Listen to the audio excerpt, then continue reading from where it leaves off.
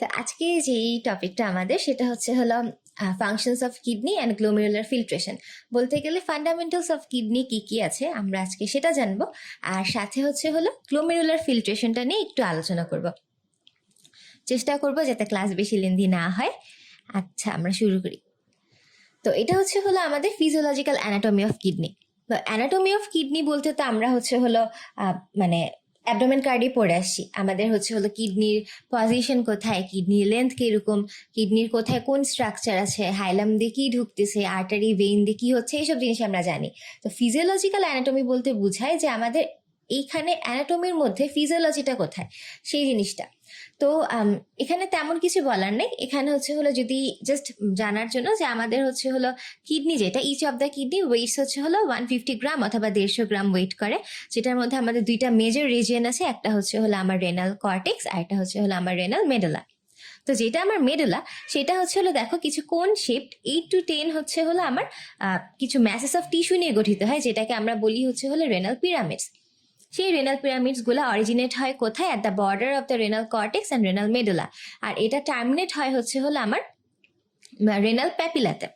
তো renal papilla যেখানে হলো আমার রেনাল প্যাপিলা থেকে এগুলা হলো টার্মিনেটস। হ্যাঁ, এই রেনাল প্যাপিলা হলো আবার কোথায় গিয়ে থামে? যেটা হলো আমাদের রেনাল পেলভিসে গিয়ে থামে।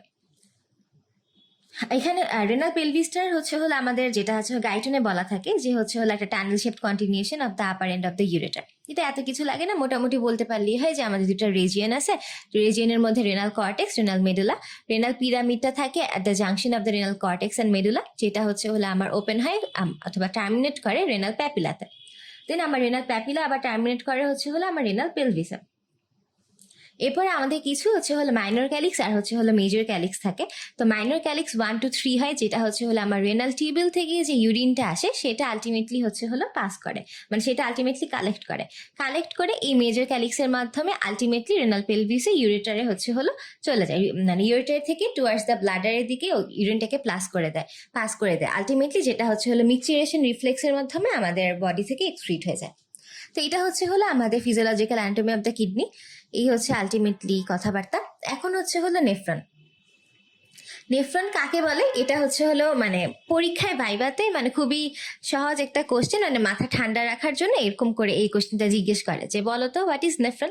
তখন বলতে হয় যে it is the structural and functional unit of kidney. এখন আমি কিন্তু দুইটা কথা বলছি, structural and functional unit of kidney. পরীক্ষার সময় আমাদের ঠিকই মনে থাকে যে স্ট্রাকচারাল আর ফাংশনাল, কিন্তু কোনটা আগে বলতে হবে আর কোনটা পরে বলতে হবে এটা না আমরা একটু গোলাই ফেলি। তো দেখা যায় যে পরীক্ষা এমনি প্রফ সামনে একটু ভয় ভয় লাগে, আচ্ছা প্রফ বাদ দিই টার্মই ধরি, তো তখন হলো মাথার মধ্যে একই সাথে এতগুলা পড়া নিয়ে যাচ্ছে, তো কিছু না কিছু তো গুলাই যাই। তো তখন আমরা বলে ফেলি যে it is the functional and structural unit of kidney. এটা শুনলে টিচাররা কেন জানি এত মাইন্ড করে, তাদের মুখ পুরা বাংলা পাঁচের মতো হয়ে যায়। মানে এটা তারা বলে যে কেন আগে কি ফাংশন করে, আগে তো স্ট্রাকচার করতে হবে তারপরে ফাংশন, মানে এটা তাদের অনেক খুঁতখুঁতানি। তো এই জিনিসটা একটু খেয়াল রেখো যে আগে স্ট্রাকচারাল বলতে হয়, then functional unit of the kidney. এই নেফ্রনের এটা নিয়ে একটা মজার কাহিনী আছে। আমাদের যখন প্রফ ছিল, তো আমার একটা ফ্রেন্ড এত পিয়ার প্রেশার ছিল এটার মধ্যে, তো ওকে জিজ্ঞেস করা হয়েছে হোয়াট ইজ নেফ্রন, তো ও অ্যান্সার দিয়েছে সংজ্ঞাটা হলো নিউরনের। তো প্রথম দিকেই মানে ভাগ্যিস ম্যাম কিছু বলেন নাই, কারণ ওই ম্যাডাম যে রাগী, মানে নর্মাল টাইমে থাকলে উনি আসলেই ফেল দিয়ে দিতেন। যাই হোক, এরকমই অনেক ধরনের প্রেশার থাকে, এটাই বললাম যে প্রফে কিরকম টাইপের প্রেশার থাকে যেটার কারণে মানে নেফ্রনকে নিউরন বানায় দেওয়া যায়। যাই হোক, আশা করি তোমরা এরকম কেউ কিছু করবে না, ঠান্ডা মাথায় যাবো, ঠান্ডা মাথায় পড়বো, কোনো সমস্যা নেই। আচ্ছা, তো এটা হলো নেফ্রনের ওভারভিউ। আর নেফ্রনের এই ছবিটা must must must for written.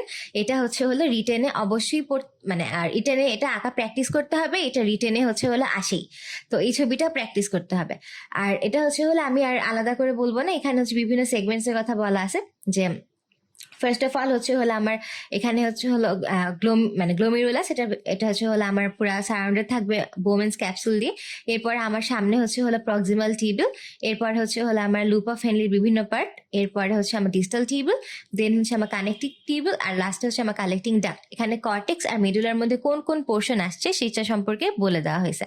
তো এখানে দেখো একটা নতুন পার্ট আসছে, সেটা ম্যাকুলা ডেন্সা। ম্যাকুলা ডেন্সা কি এটা হলো আমরা একটু পরে জানবো। ম্যাকুলা ডেন্সা কেন ইম্পর্টেন্ট আমরা সেটাও পরে দেখবো।